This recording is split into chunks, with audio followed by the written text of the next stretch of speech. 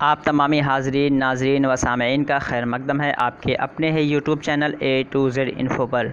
दोस्तों, आज हम डिस्कस करेंगे मौलाना आज़ाद नेशनल उर्दू यूनिवर्सिटी के कुछ पैटर्न्स से रिलेटेड, या कह सकते हैं कुछ वोकैबुलरी होंगे 2020 में जो आपका एंट्रेंस होने वाला है उससे रिलेटेड। तो जो बच्चे साइंस स्ट्रीम से हैं, स्पेशली मैथमेटिक्स से, या जिनके एग्ज़ाम एंट्रेंस एग्ज़ाम में फ़िज़िक्स या केमिस्ट्री के क्वेश्चंस आने वाले हैं, बायोलॉजी के क्वेश्चंस आने वाले हैं, और वहाँ पे जो लफ्ज़ इस्तेमाल होते हैं काफ़ी दुश्वार होते हैं, साइंस जो टर्म्स होते हैं काफ़ी डिफ़िकल्ट होते हैं, तो वो समझ में नहीं आते हैं। तो साइंस स्ट्रीम्स के बच्चों को काफ़ी दुश्वारी होती है लैंग्वेज को लेकर के। तो लैंग्वेज को मद्देनज़र रखते हुए, लैंग्वेज की दिक्कत को मद्देनज़र रखते हुए 2020 के एंट्रेंस एग्ज़ाम को आसान बनाने के लिए मैं ये आपके लिए वोकैबुलरी सेट लेके आया हूँ। तो ये सेकंड वोकैबुलरी सेट चल रहा है जो कि आपके टोटली एग्ज़ाम बेस के होंगे। जो एग्ज़ाम्स में आपके सवालात में वर्ड्स देखने को मिलते हैं तो कुछ इस तरह के देखने को मिलेंगे। तो इससे पहले टोटल हमारे जो सेट्स हो चुके हैं वो 21 सेट्स हो चुके हैं, मॉडल पेपर के तौर पे ये बन रहे हैं। इसे भी आप देखें, इसमें भी अच्छे अच्छे वर्ड्स को मैं डिफ़ाइन करता हूँ, उर्दू हिंदी इंग्लिश में कोशिश करता हूँ। तो आप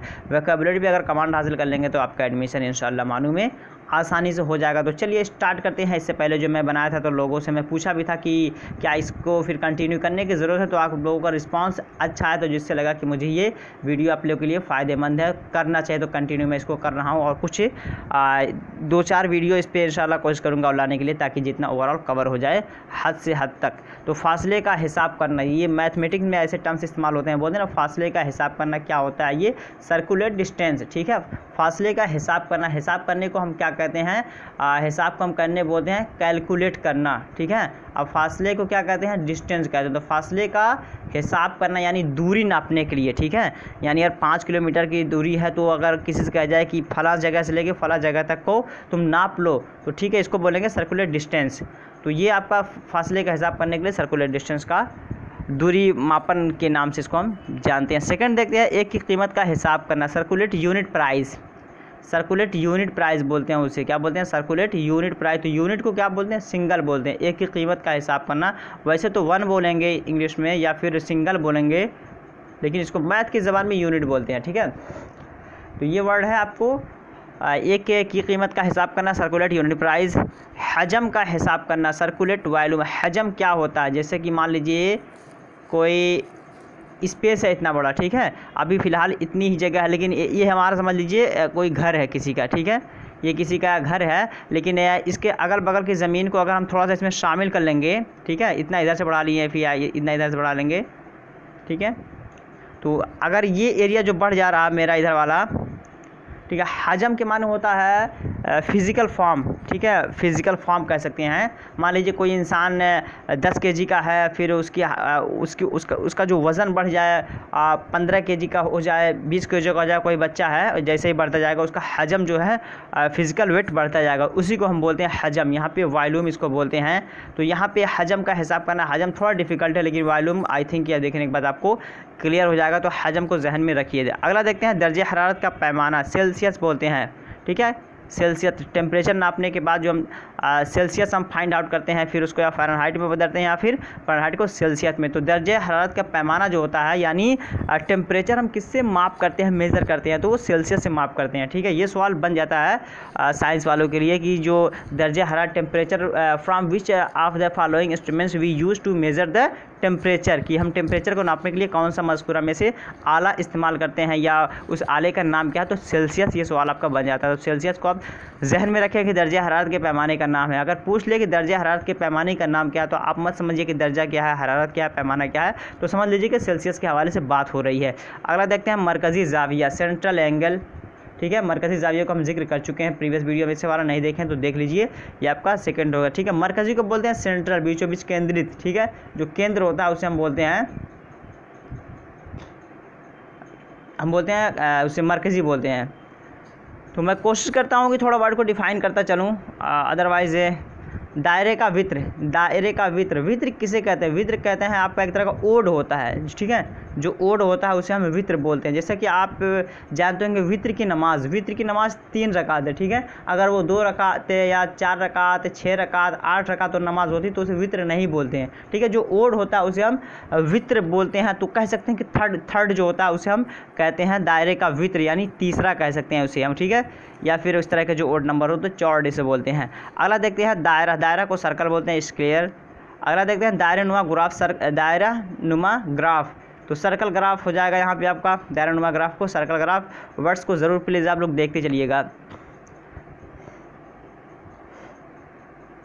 वजाहती सवालात क्लैरिफाइंग क्वेश्चंस, वजाहती सवालात क्लैरिफाइंग क्वेश्चन। वीडियो को प्लीज़ एक बार आप लोग लाइक कर दीजिए। आप लोग लाइक करने में थोड़ी सी कोताही करते हैं, आप लोग लाइक कीजिए, दोस्तों को शेयर कीजिए। अगर पहली बार चैनल पे आए हैं मानविक से रिलेटेड प्रिपरेशन करने के लिए तो चैनल को सब्सक्राइब करके चैनल से जुड़ जाइए और बेल आइकन को दबा के अपडेट रहिए, ताकि जो भी वीडियो मानव से रिलेटेड नोटिफिकेशन, एडमिशन और काउंसलिंग या आगे जो प्रोसेस होगा, इवन कि आपके बीएड में एडमिशन के बाद भी मेरे बहुत सारे कंटेंट्स हैं जो आपके क्लास में पढ़ाए जाते हैं बीएड के सिलेबस में, उसके भी थ्योरीज़ मैं बनाता हूं। तो वो थ्योरीज़ अगर आपको क्लास में दिक्कत हो रही है तो यहाँ से आप अपने वो डाउट्स क्लियर कर सकते हैं। वीडियो को देख करके PDF फॉर्म में मैं उसको अवेलेबल करवा देता हूँ अपने साइट पे, तो दोनों जगह से ईजिली आप एक्सेस कर सकते हैं। प्लस अब बीएड में जाने के बाद आपको सीटेट की ज़रूरत पड़ती है, टेस्ट की ज़रूरत पड़ती है, तो उसकी भी फुली प्रिपरेशन मैं करवाता हूँ। तो ओवरऑल आप बीएड के अगर टीचर जॉब में आना चाहते हैं तो पूरी अपॉर्चुनिटी यहाँ से मिलेगी मेरे चैनल से। तो अगला देखते हैं फिर क्या है।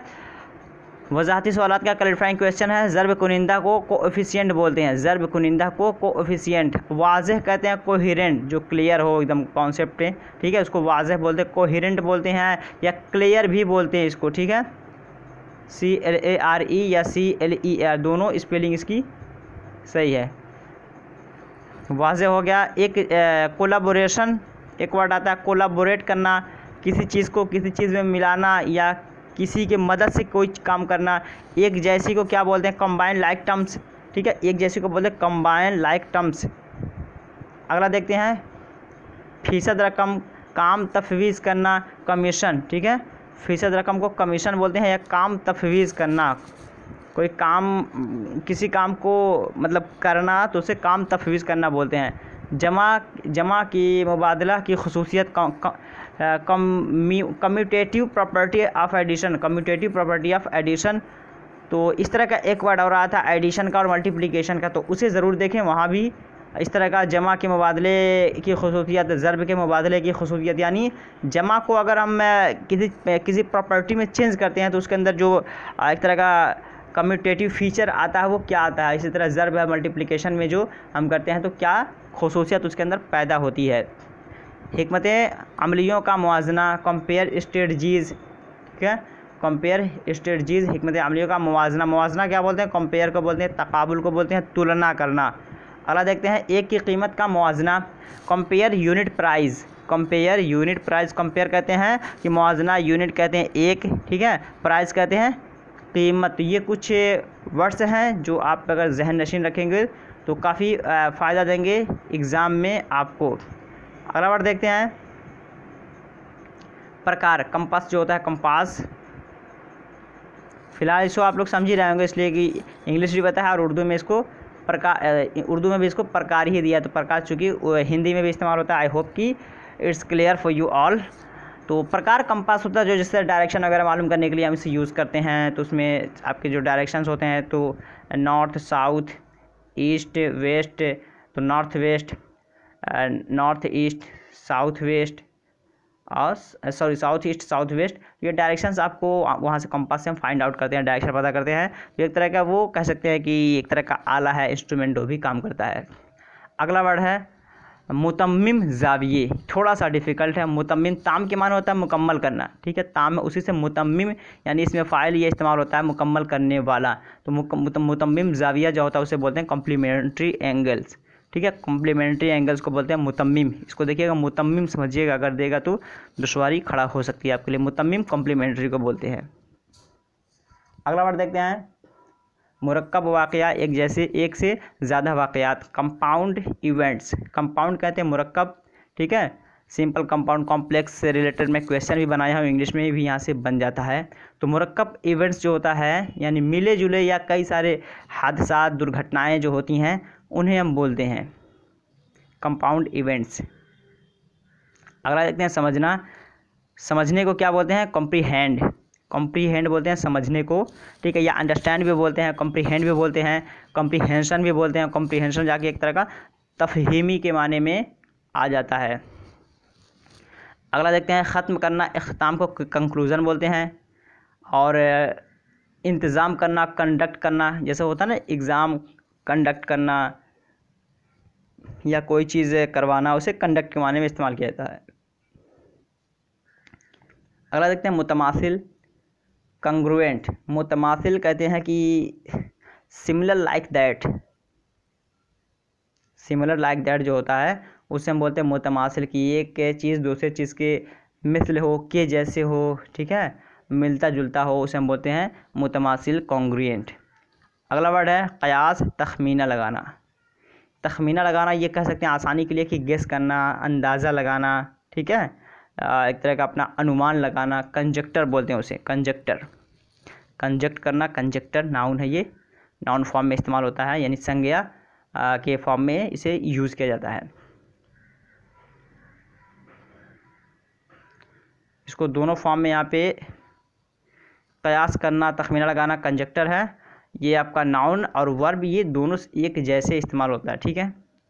जैसे बोलते हैं ना मैंने इसके बारे में कयास कर लिया तो आई कंजक्चर्ड अबाउट इट। और अगर कहा जाए कि आपका कयास बहुत अच्छा है, your conjuncture is very good, तो दोनों फॉर्म में इसे इस्तेमाल किया था। अगला देखना रवाबित, कनेक्शन।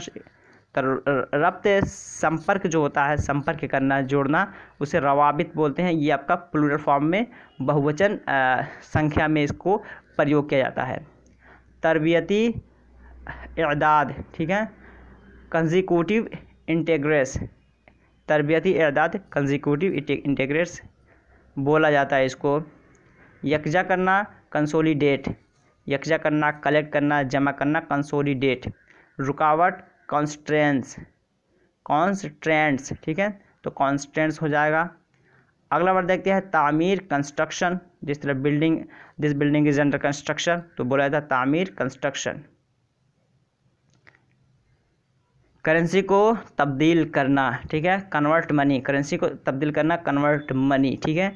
तो हर देश की करेंसी अपनी अलग अलग होती है, लेकिन उसी को अगर हम किसी भी कंट्री के करेंसी में अगर बदलते हैं तो कन्वर्ट मनी डायरेक्ट उसको हम बोलते हैं, क्योंकि इतना बड़ा है करेंसी को तब्दील करना, डायरेक्ट कन्वर्ट मनी, ठीक है।